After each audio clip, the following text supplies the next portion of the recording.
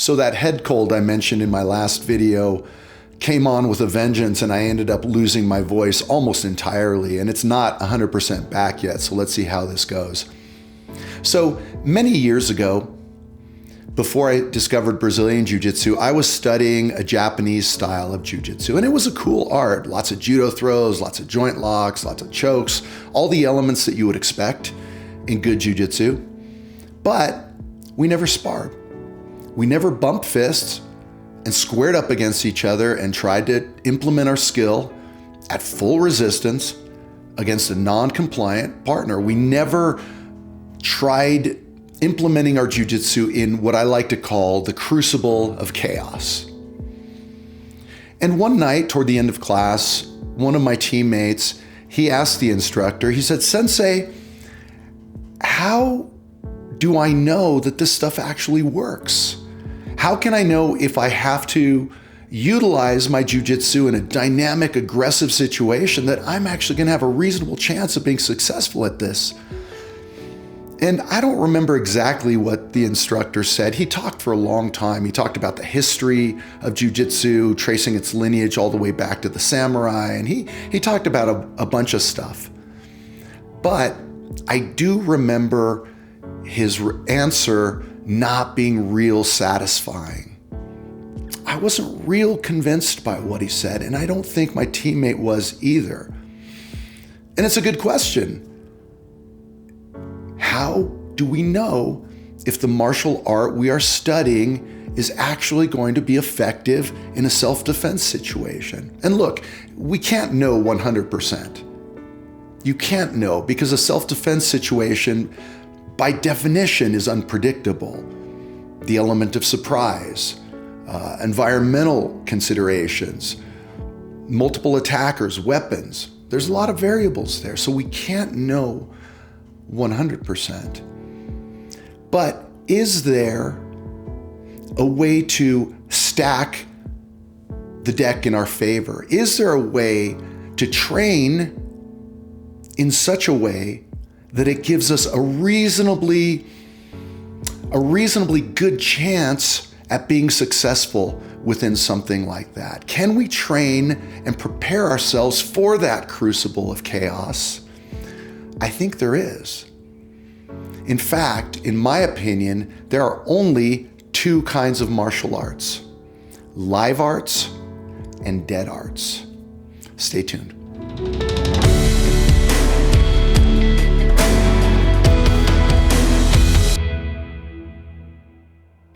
The year was 1993, UFC 1. It changed everything. That first UFC was a contest of style versus style. There were practitioners from a variety of disciplines.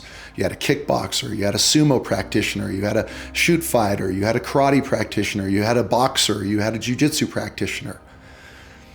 And as we know, the jiu-jitsu practitioner, Royce Gracie, would go on to win, which would begin to answer the question about effectiveness in martial arts. Prior to UFC 1, the debates were all academic. The pages of martial arts magazines devoted much ink to trying to answer that question. Could a Silat practitioner defeat a Hapkido practitioner? Was judo better than wrestling? Was Shotokan karate better than Okinawan karate? And it was all theoretical. The martial arts nerds would pontificate and analyze the relative strengths and weaknesses of different arts, but it was theoretical. And in 1993, we began answering the question. Initially, we thought jiu-jitsu, that is the one art to rule them all, and that's what got me into jiu-jitsu.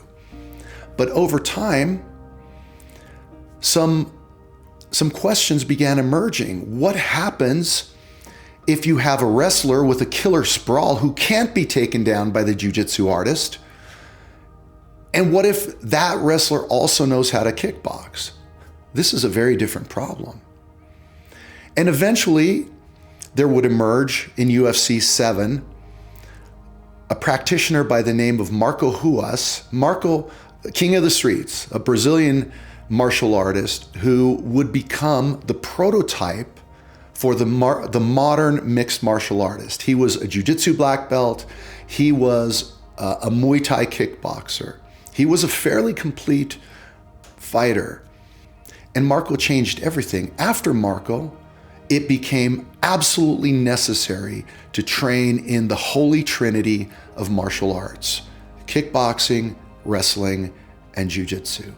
Kickboxing lets you operate in a punching and kicking range. Wrestling gives you the clinch work, gives you the takedowns, and jiu-jitsu is what happens once you get to the ground. And then an interesting thing began happening. Over time, different styles of those disciplines began being represented in mixed martial art.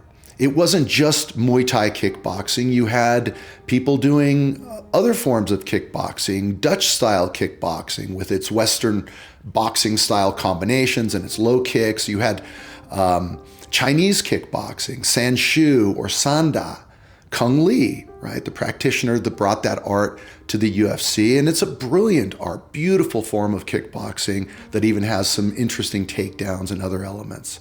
Karate styles, Lyoto Machida and Stephen Wonderboy Thompson, they brought their karate point fighting styles. Occasionally you would even see some Taekwondo kicks or capoeira kicks in mixed martial arts. And of course, there are different styles of wrestling. There's Greco-Roman, there's freestyle, there's folk style. Of course, there are different grappling styles. You can train Brazilian Jiu-Jitsu. There's Russian Sambo. Remember Fedor Emelianenko, one of the early pioneers of mixed martial arts. He was a very skilled ground fighter coming from the world of Sambo. There's also catch wrestling. Josh Barnett brought catch wrestling to mixed martial arts. And so the question emerged, what is the commonality that connects all of these styles of martial arts? What is the common thread running through all these different styles of kickboxing and wrestling and ground fighting? Well, it turns out that the common thread is not the techniques they practice. The techniques in some ways are largely irrelevant. There's only so many ways you can punch and kick. There's only so many ways to manipulate someone's joints. There's only so many ways to take people down. It wasn't the techniques. The commonality was the training methodology. In all of these arts, you spar. If you go to a boxing gym, at some point, you're going to have to put on some headgear and a mouth guard, and you're going to have to spar. If you train jiu-jitsu, Brazilian jiu-jitsu, you're going to bump fists and you're going to try to choke each other out and joint lock each other. So training in what I call a live methodology, and that's the distinction I mentioned at the beginning of the video. There are live arts and there are dead arts. Live arts are those arts that are trained at full resistance or something approximating full resistance. Dead arts are the arts in which you don't spar, like my old style of jiu-jitsu, Danzanryu. And there's nothing, absolutely nothing wrong with the techniques in these other arts. They are generally phenomenal techniques. What is lacking is the training methodology. In Danzanryu, we never sparred. And there are many arts that don't spar. You've got Silat from Indonesia. You have Hapkido. The name Hapkido comes, it's a reference kind of to Aikido, which is quite possibly the most beautiful of all martial arts. Aikido has just unbelievable throws and the intercepting of the wrist and the blending. It's a beautiful art, but they don't spar. And Hapkido has taken a lot of that Aikido and added to it. It's a hybrid art that has a lot of techniques, kicks and some strikes, but they don't spar. Usually, there are exceptions. So if you train in one of these arts and you do spar, fantastic. But in general, they don't spar. Most of the Kung Fu styles don't spar. We talked about Sanshu, which is what Kung Lee trained. They spar, and that's a phenomenal art, but all the other styles of Kung Fu, you've got drunken monkey Kung Fu, which you wobble around, like a monkey that didn't get cut off at the bar. A lot of the Kung Fu styles are named after animals. You've got crane style, you have leopard paw, or eagle claw, or tiger claw, or I don't know them all. Wing Chun, which is a really cool art. Wing Chun with the hand trapping and all that inside work. Very cool art. But if you don't spar, you're not training for effectiveness. You're never going to be skilled against even a little bit of resistance. You are engaging in a type of martial arts role play, a sort of scenario-based training. Let me tell you a little story. Back in 2010, my family moved to Maui in Hawaii, and we've always loved water sports. I love the ocean, I love to swim, I love to snorkel, I love to sail, and we decided we wanted to learn how to surf. So we found a surfing instructor, a guy named Kiva Rivers, who is an amazing surfer. He was a big wave surfer. He won the Molokai race. The Molokai race is where you actually get on a paddleboard and you go from Maui to the next island over. It's like a 30-some mile race through the channels, which are really treacherous, huge swells. So this dude was a stud. And on that first day of surfing, he laid the surfboard on the beach and he had me lay down on the surfboard. And he began teaching me the mechanics of surfing. He showed me how to paddle. He showed me where to position my hands, how to pop up in one motion, how to get my stance, how to balance myself, how to, hold my posture. And so for about half an hour, 40 minutes, I was practicing how to surf on the beach on a surfboard. And then we got in the water and I proceeded to fall down. The first 20 times I tried to get up, and these are small waves, 3-foot waves. And it turns out that there's a lot of physical adaptation involved in this. Just paddling yourself out to where the surf breaks takes work. The next day after surfing, my chest and arms and my lats were just burning. So there's a physical adaptation. There's also an understanding that you have to develop of where the surf breaks and how to position yourself in the surf. And then there's the element of timing. You have to start paddling in order to gain speed to then pop up and to catch the wave. Well, when you start paddling determines whether you're going to be successful or not. If you paddle too early, the wave is going to break behind you and your surfboard's going to get pushed into the shore and now you're paddling back out again. If you start paddling too late, the swell goes under the surfboard and it breaks ahead of you and you'll never catch it. So you have to develop the timing to know when, how to read the water, how to know which waves are good waves. Sometimes the waves aren't very good. Oh, here comes a good one. And that all takes time and practice, and you fail a lot, even with 3-foot waves. But eventually I got the hang of it. I was starting to get pretty good at surfing the little waves. And then Kiva said, great, next week, meet me down at that beach where they have waves that are twice as big. And the process starts again. You're going to fail a lot. Why? Because the big waves are faster. They're more powerful. They curl. There's a different curl on them. And that's generally the process to becoming a skilled surfer. You have to get in the water and you have to train against resistance. Now, those of you who are astute can probably tell where I'm going with this story. Training on the beach on a surfboard without getting in the water is the cooperative training that we do. Even in Brazilian Jiu-Jitsu, even in boxing, we always start at low levels of resistance to learn the broad strokes of a technique.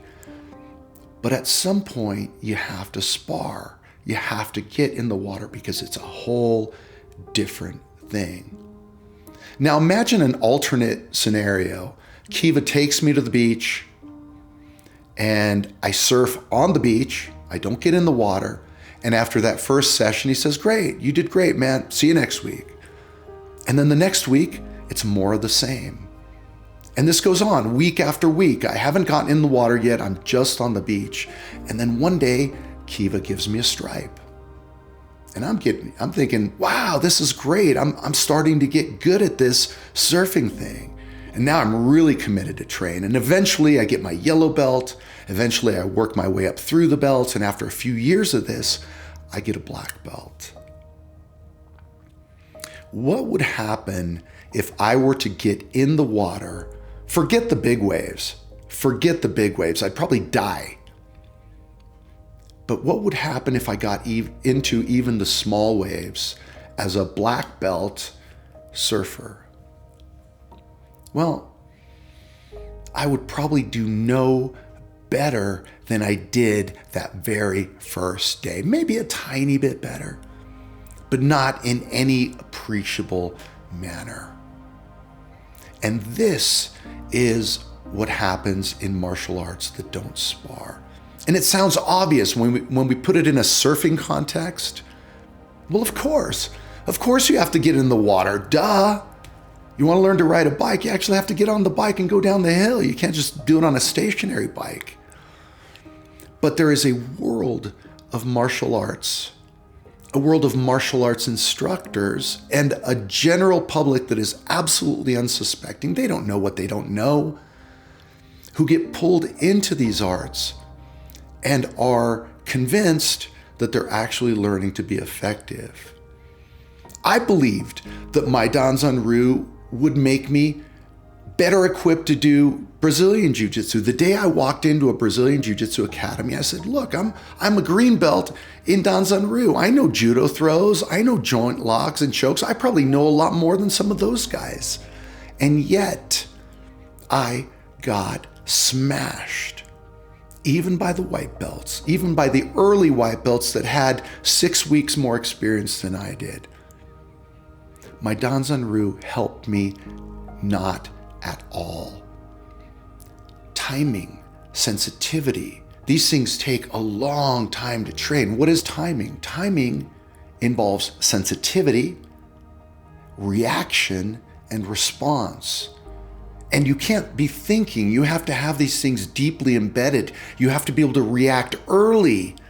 You have to have the sensitivity, the knowledge base, the experience to react. If you're a boxer, you see that person shift their weight onto their back heel and maybe drop that shoulder. You know a punch is coming, and then you have a response that is programmed as well.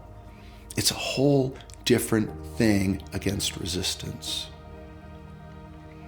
I had a conversation, my old instructor, my old Danzanryu instructor, he called me on the phone, this is years ago.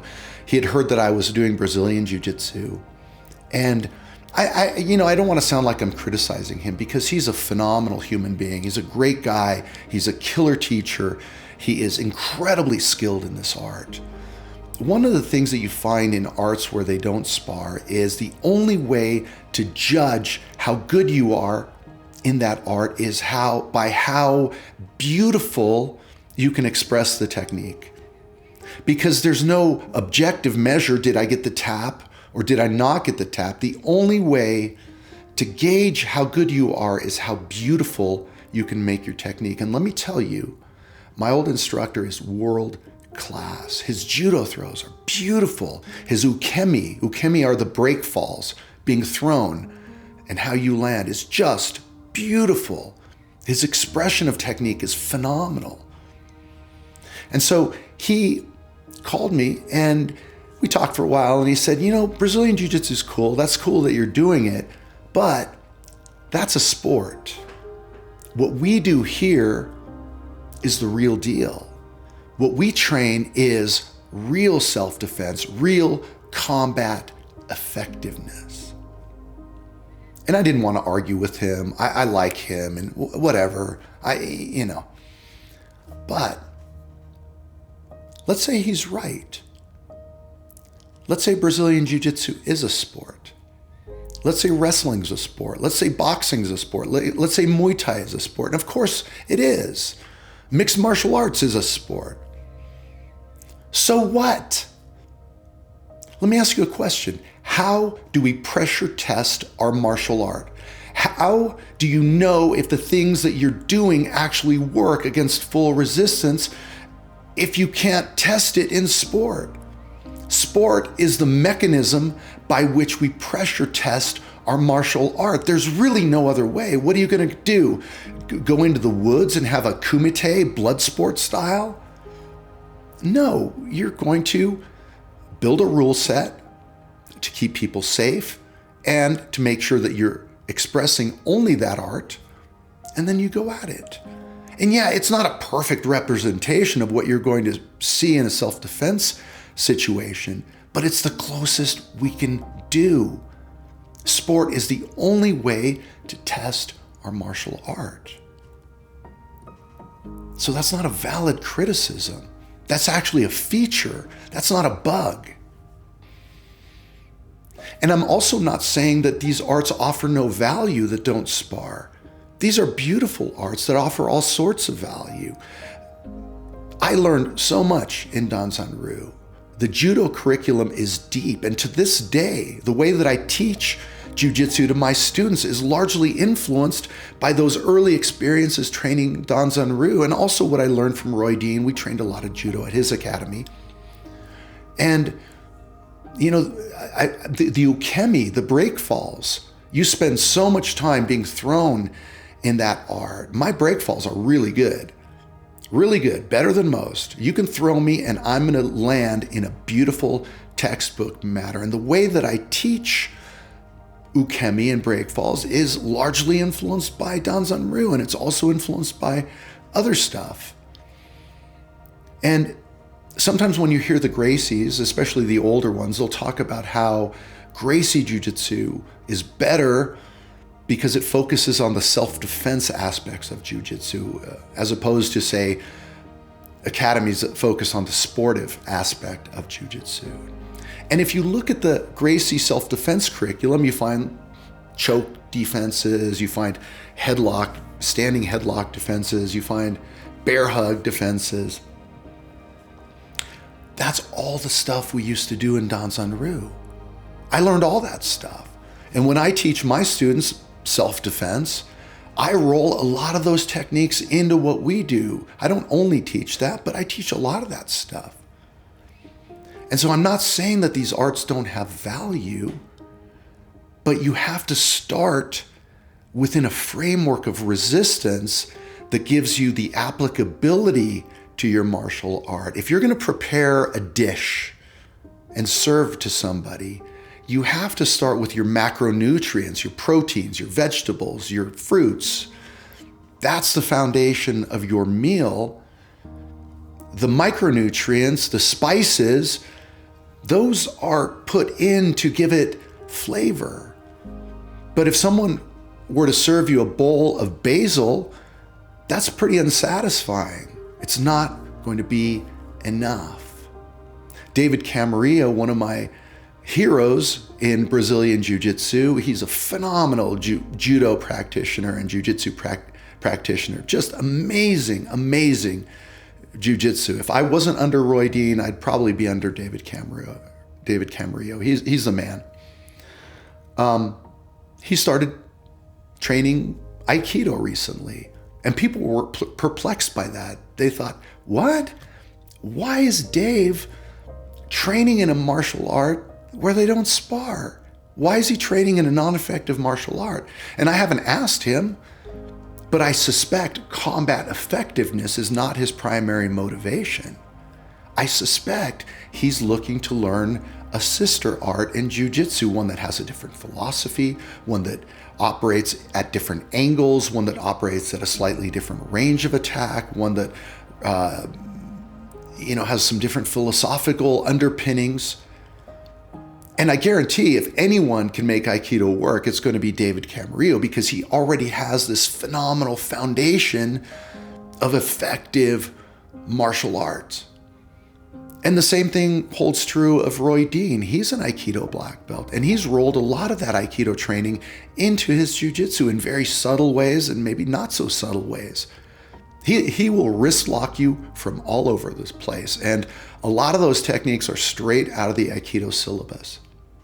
So if you want to learn these other arts, I'm not saying they're not valuable. There's beautiful things to be learned from these arts, but at least go into it with eyes wide open, understanding why you're training those arts. Don't get sucked in by some instructor that tells you that what they're learning is combat effectiveness if you don't spar, because you're not. And if you say, listen, that doesn't matter to me, I'll never get in a self-defense situation. That doesn't matter to me. I want to go study Hapkido because it teaches circular breathing and it teaches meditation and it teaches these other things. Okay, good. I can respect that. That is totally fine. But at least you're going into it with your eyes open. There are two kinds of martial arts out there. There are live arts and there are dead arts. If you're new to martial arts and you're wondering what to train, start with a live art. And within that category, there's only two types. There's striking arts and there are grappling arts. Pick one that appeals to you. If you think kickboxing is more interesting, great, go do that. If you like the grappling arts, great, do that. But start with a live art. And then later, if you want to learn Japanese sword fighting, if you want to learn whatever, it doesn't matter. Add those things because you like those spices on your main dish. All right, see you next time.